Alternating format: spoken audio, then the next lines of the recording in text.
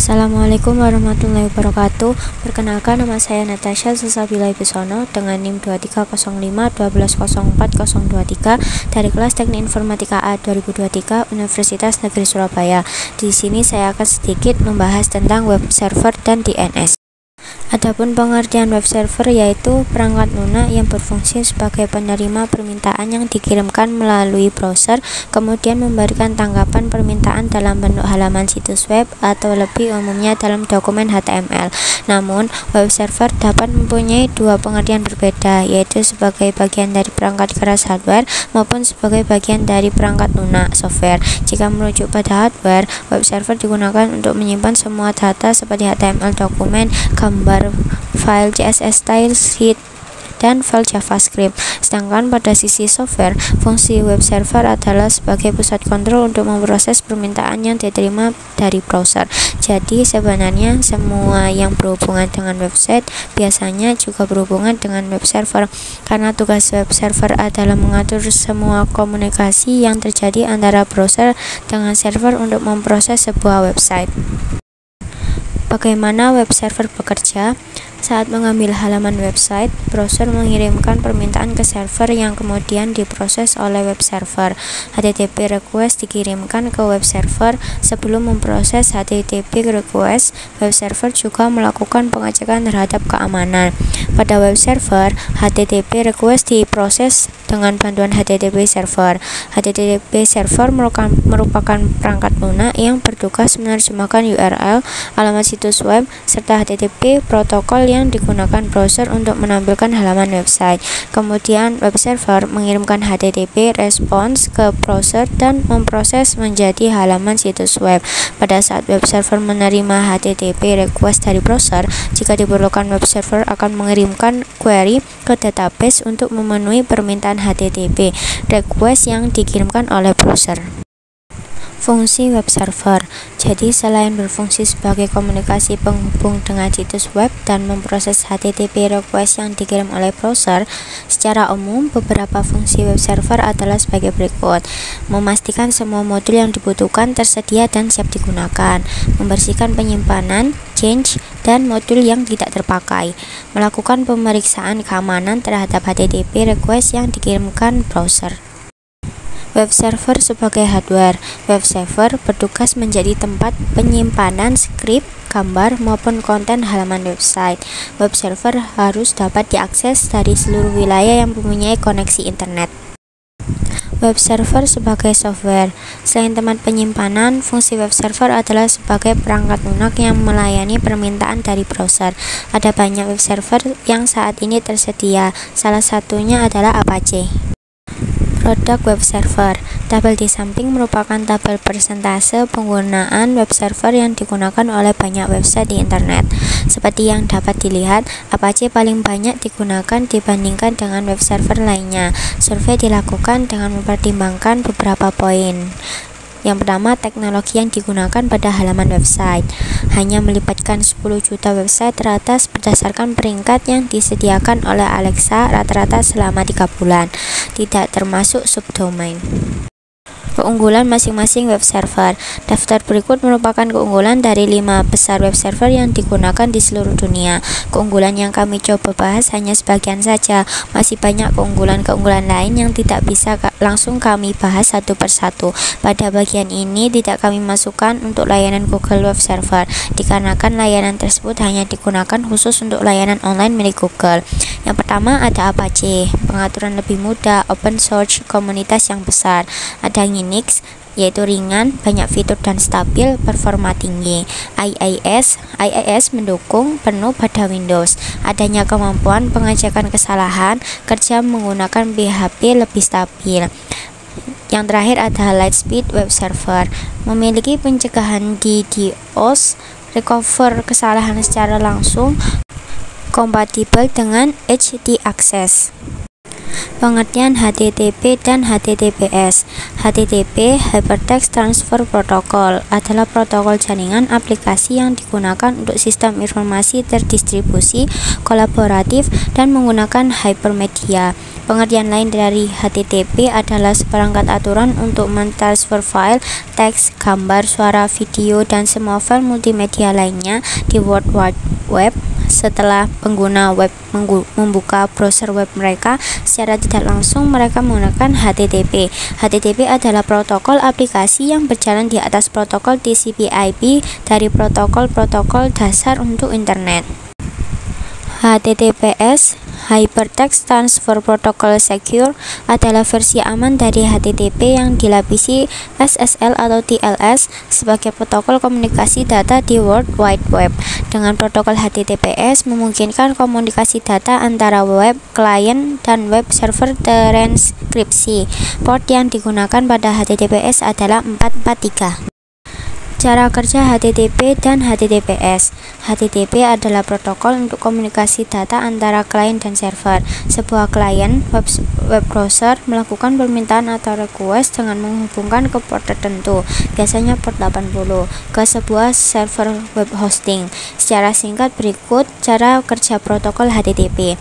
Klien HTTP web browser membuat sambungan dengan klik tautan hyperlink atau mengetik URL pada browser dan mengirimkan permintaan dokumen kepada server web hosting. Daemon HTTP di server web hosting tujuan menerima permintaan dan mengirim kembali file yang diminta atau file yang terkait dengan permintaan tersebut kepada klien HTTP web browser. Halaman web sering terdiri dari lebih dari satu file. Cara kerja HTTPS dengan HTTP sebenarnya tidak jauh berbeda, hanya pada bagian validasi HTTPS yang digunakan pada website apakah valid atau tidak. Proses ini dinamakan SSL handshake. Apa itu DNS? Domain Name Server atau DNS adalah sebuah sistem yang menghubungkan Uniform Resource Locator URL dengan Internet Protocol Address (IP address). Normalnya untuk mengakses internet perlu mengetikkan IP address sebuah website.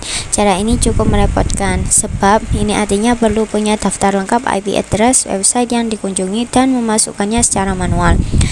DNS adalah sistem yang meringkas pekerjaan ini untuk kalian. Kini kalian tinggal mengingat nama domain dan memasukkannya dalam address bar. DNS kemudian akan menerjemahkan domain tersebut ke dalam IP address yang komputer pahami. Misalkan kalian ingin mengakses Google, alih menulis 172.217.0.142 ke dalam address bar, kalian tinggal memasukkan alamat google.com. Fungsi DNS. Dari penjelasan apa itu DNS, kalian pasti sudah bisa mengira-ngira bagaimana sebetulnya DNS berfungsi. Namun supaya lebih jelas, berikut dijabarkan 3 fungsi DNS. Yang pertama yaitu meminta info IP address sebuah website berdasarkan nama domain, meminta informasi URL sebuah website berdasarkan IP address yang dimasukkan. Prinsip dasar cara kerja DNS adalah dengan cara mencocokkan nama komponen URL dengan komponen IP address.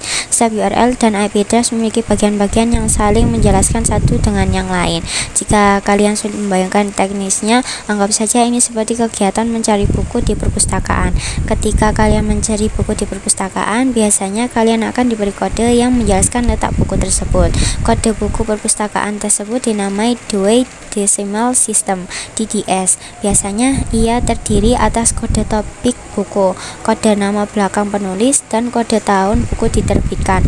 Kira-kira prinsip yang sama diterapkan dalam DNS. Untuk memahaminya lebih dalam, kalian perlu mengetahui bagian-bagian URL yang tersusun dalam hierarki DNS. Sama seperti kode buku perpustakaan, setiap bagiannya menjelaskan bagian domain. Cara kerja DNS. DNS bekerja dalam tahapan-tahapan, dimulai proses meminta informasi atau DNS query, kemudian dilanjutkan dengan tahapan-tahapan lain seperti DNS recursion, root name server, TLD name server, hingga authoritative name server. Berikut adalah penjelasan soal cara kerja DNS. Semuanya diurutkan tahap per tahap. DNS query. DNS query merupakan istilah teknis untuk meminta informasi soal IP address. Tahapan ini dimulai ketika kalian mengetikkan URL ke address bar. DNS server kemudian mencari informasi file hooks. Jika informasi yang dicari tidak ditemukan, server akan berusaha mencari kepingan informasi atau rekam informasi yang pernah tercatat di sistem atau change. Dalam tahapan awal ini sendiri terdapat 3 jenis DNS query. Ketiganya adalah recursive query, iterative query, dan non-recursive query. Di bawah ini kalian bisa temukan pengertiannya. Recursive query, user memberikan hostname yang mana kemudian DNS resolver harus berikan jawaban. Ada 2 kemungkinan jawaban yang diberikan. Pertama, DNS akan menyediakan informasi relevan setelah mencari di root server ataupun authoritative name server. Kedua, browser akan menampilkan pesan error karena informasi tak bisa ditemukan. Iterative query, user memberikan hostname yang mana kemudian DNS resolver harus berikan jawaban. Ada 2 kemungkinan jawaban yang diberikan. Pertama, DNS akan menyediakan informasi relevan setelah mencari root server ataupun authoritative name server. Kedua, browser akan menampilkan pesan error karena informasi tak bisa ditemukan. Non-recursive query, ini merupakan proses pencarian informasi yang tercepat. Tipe ini tidak memerlukan pencarian di root server atau authoritative name server karena data yang dicari tersimpan dalam change.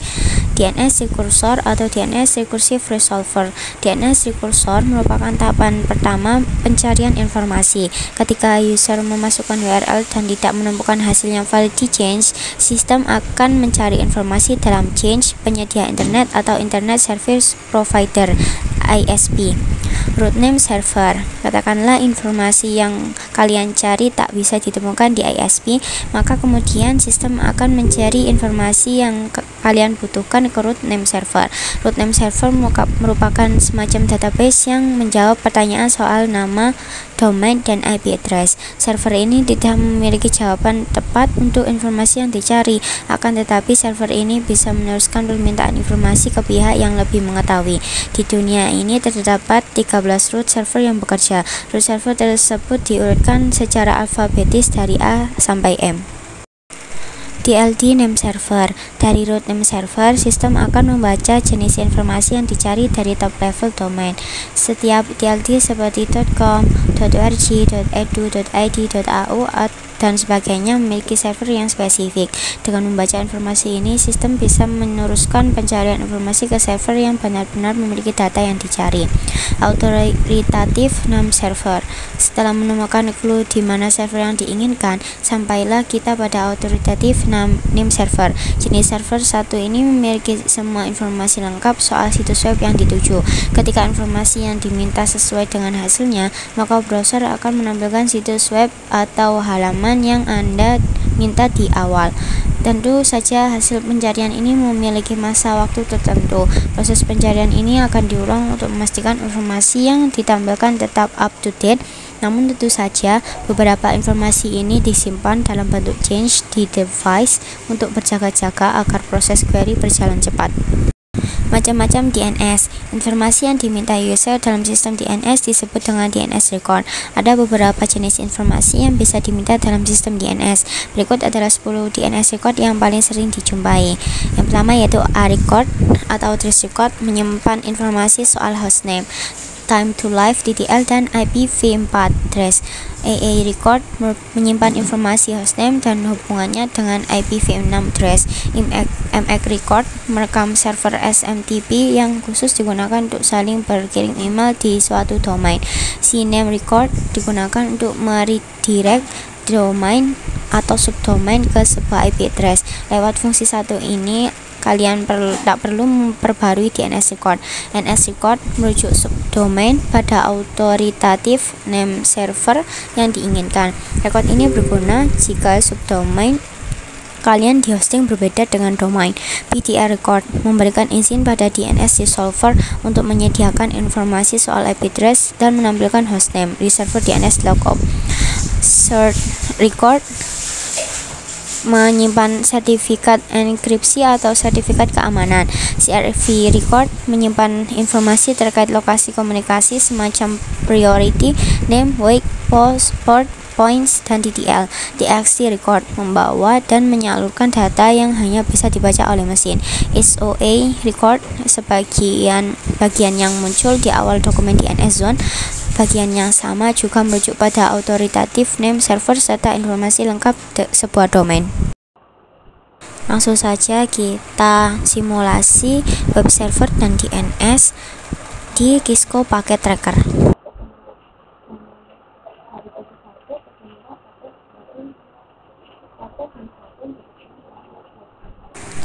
Yang pertama, kita buat skema jaringan yang dapat berfungsi dengan baik, terutama jaringan pada PC1, PC4, laptop, dan smartphone dapat tersambung dengan web server 43.43.43.1.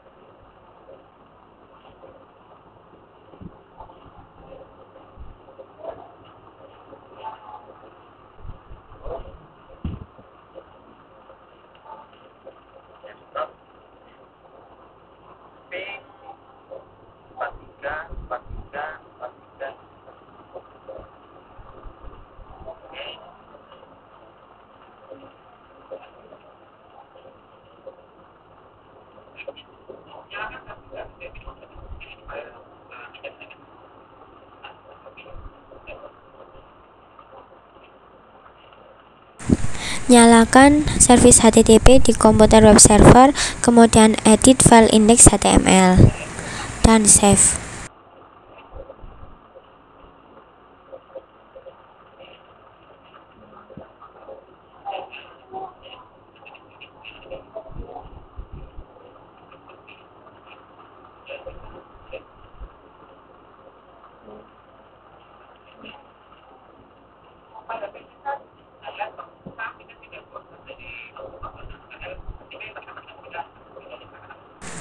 Pada PC1 dan laptop, buka aplikasi web browser dari tab desktop, lalu jalankan URL 43.43.43.1. Jika berhasil, maka akan tampil seperti berikut.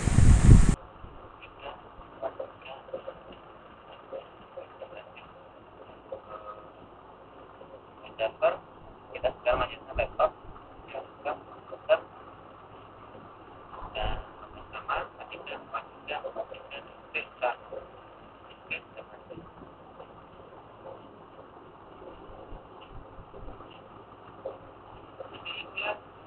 Pada percobaan DNS, kita membuat skema jaringan, dan jaringan dapat berfungsi dengan baik, terutama jaringan dari PC1, PC4, laptop, dan smartphone dapat tersambung dengan DNS server yaitu 33.33.33.1, web server 43.43.43.1, dan FTP server 43.43.43.2.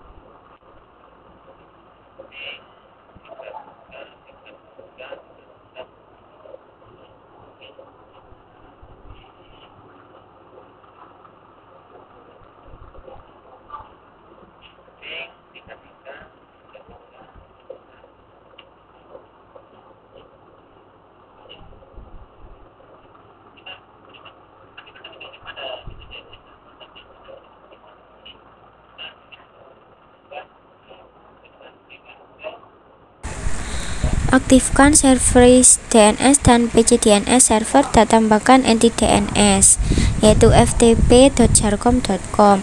Tipe A-record. Untuk detailnya 43.43.43.2 jarcom.com. Tipe A-record detail 43.43.43.1 www.jarcom.com. Tipe CNAME detail jarcom.com.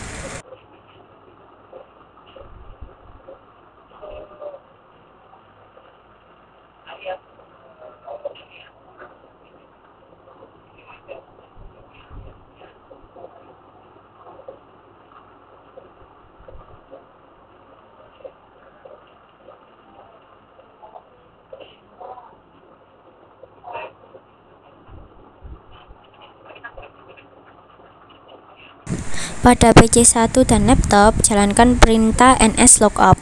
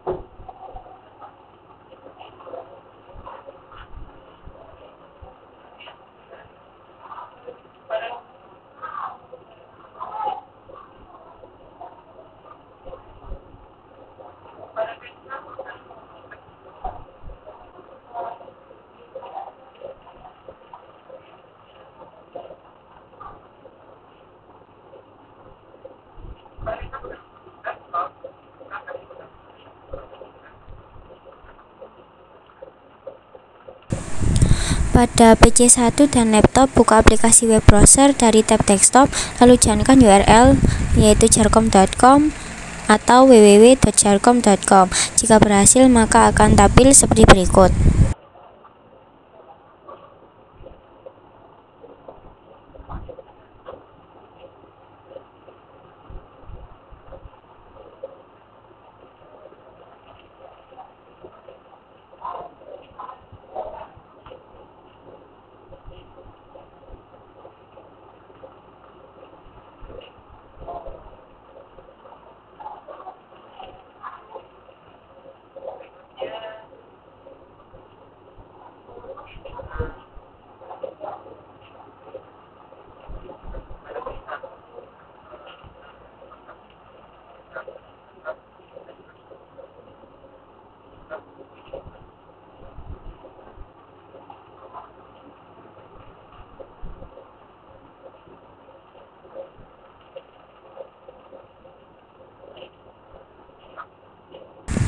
Pada PC1 dan laptop, jalankan perintah nslookup seperti berikut.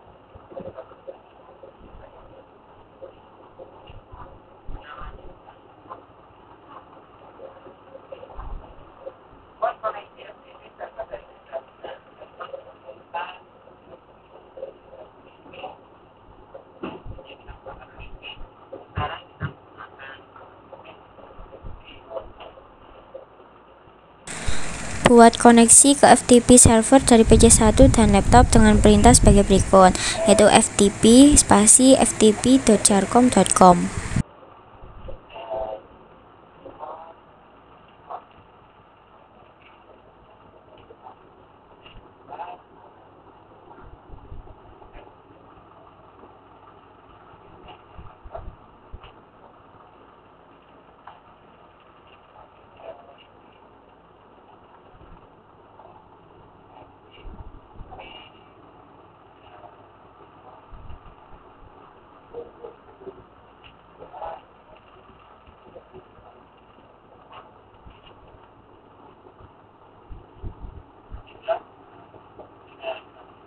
Sekian simulasi web server dan DNS Cisco Packet Tracker. Demikian penjelasan yang bisa saya sampaikan. Wassalamualaikum warahmatullahi wabarakatuh.